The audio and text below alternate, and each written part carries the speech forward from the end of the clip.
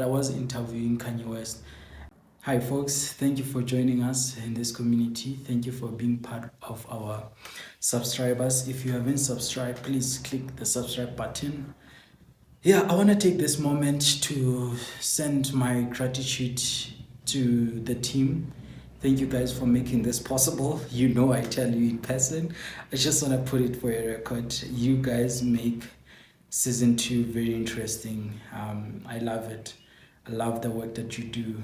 You are so amazing. The guy working on production, bro, your work is amazing. Yeah, thank you so much. We are making progress as a podcast in Bloemfontein. Yeah, this is amazing. I'm looking forward to have more interesting guests. And if you have a guest recommendation, especially in Bloemfontein, please leave us an email there. And I'm also taking this moment to thank all the guests that showed up for season 2. Thank you guys. This really means a lot. I know that there's a lot of logistics that need to be covered for you to be in our studio. So thank you so much. It takes your time, it takes your energy. Sometimes it takes your resources, but all those things didn't go unnoticed. Yeah, it's amazing, man. It's amazing. I'm looking at this growth that is happening. It's just inspirational to see it. I'm super excited about season 2. It looks so amazing. I don't know what to say. It looks so amazing. And I wanna share my inspiration for starting this podcast. I started this podcast in 2021 and I started doing it online because I didn't have resources. So the only thing I had was phone. So I thought I should record them online. We recorded them online. There are some interviews if you browse on here that we've done online. It was nice doing interviews online as well because one was trying to also finding his voice, which is something that I'm still doing now. So the inspiration came from knowing the power of the story. There is power in telling the story. There's a saying that says there is nothing new under the sun. Therefore, a man's story can be useful to another man.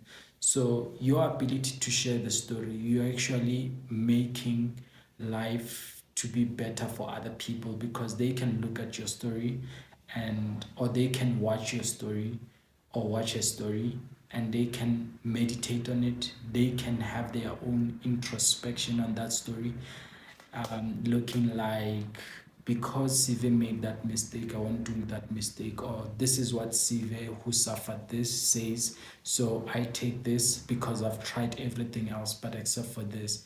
And the nice thing about this stories that I wanted to bring on here are stories that we can relate with. You know, sometimes you're reading a book or you're watching something, you're like, I hear you and I can sympathize and empathize with your words, but I feel like I don't have a direct relation with what you are saying because you grew up in somewhere in the US or maybe you had these opportunities. People that come on my show, some of them slept without electricity, some of them they had no money, some still don't have money, but they have this attitude that I like, that can be actually, it can be shared among the people that are really having a hard time. So my inspiration came from hearing stories Denny Busiu. Denny, which was my mentor when I was still in high school, he was the guy that I was going to him with excitement, um, showing him my reports and telling him my goals and targets that I had. He was responsible to check me out and to let me know what I should do and stuff. Denny found me in a space where I didn't feel good about myself, not because of the image, but because of what was going on inside. My wellness was very chaotic, so it was very fluctuative. I didn't know where to start, where to touch. So I needed confidence. I needed believing in myself. I needed I needed motivation, man. I needed the edge to make me discipline, to discipline me. I needed something to edge me. And when Danny came, his story became that. He told me how he moved from an average learner to becoming an A learner in a short space of time. And he showed me how possible it was. The inspiration came there. I noticed how powerful a story can be. Even today, when I read a book, I love to read books in story formats. I don't like reading like books that are only found on ideas without practicality. Even my book, when you read my book, you will realize that I wrote my book in story format a lot. I use examples a lot. So a story is an example that one can use to make sense of what is going on around their life. And when people come here and share their story, I'm hoping that one person out there, out of those 50 views, will find this story very interesting and very life-changing. Every story have a man that is looking for it. There's a client of mine who's going through a very, very, very detrimental depression. Actually, let me not say this because it might implicate, confidentiality principles. So, but I'm just saying that there's always a person that is searching for a story every day, because everyday life presents us with these challenges that sometimes we don't know where to start. So when people come here and speak life, I really appreciate it, and speak life based on their own experiences. I really like it. For instance, Mika Tilimpani mentioned something on the interview that we had, but that part is not yet posted. He said he dreamed power of mind, and he has lived the dream of the power of mind. It's insane, bro. Like it's so much and so much insane. So like that makes you also, when you have those dreams, because the other time I had a dream talking to Kanye West, and I'm not a fan of Kanye West by any chance, but I was interviewing Kanye West. So when you get such dreams, you're like, but it's possible, you know.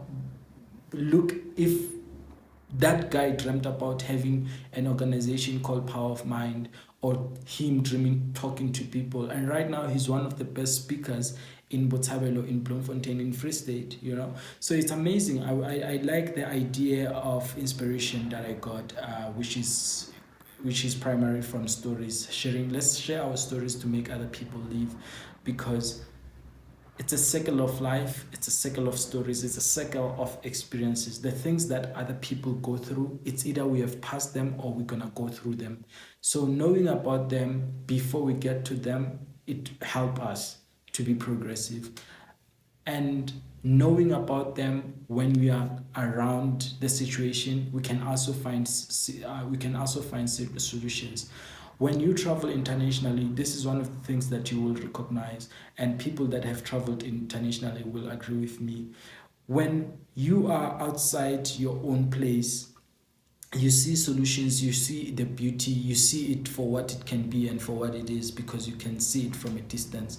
But when you are part of it, there are some things that you cannot see, because your judgment is clouded by the environment and everything that is happening. So sometimes taking a distance and seeing your problems from someone else, you can actually have a better sense of solution and attitude towards that problem, right? So that's what I mean, that when you hear other people come here and they tell their story, you can actually make a very introspection on their stories. So it's amazing. I love this, and it's growing.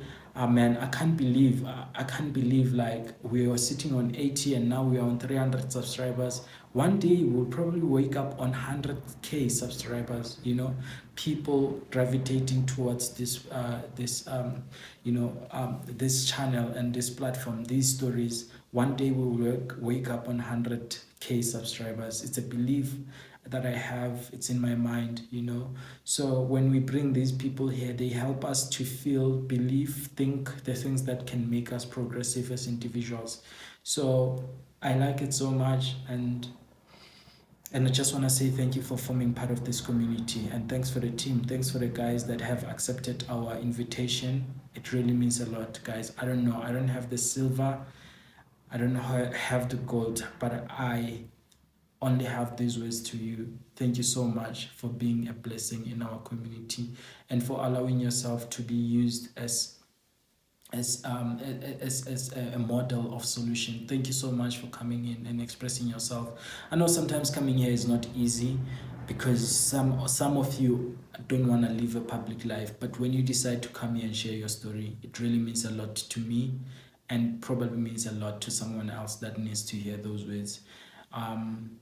Yeah, it's amazing, man. And the whole obsession of progress that I have, it's very evident on this channel, right? That we are not moving as fast as we want or as fast as we expect, but we appreciate that one subscriber, we appreciate that one guest when they come, because at some point we started without an audience. It was 0 subscribers, but today we're sitting on 300. This didn't happen over time.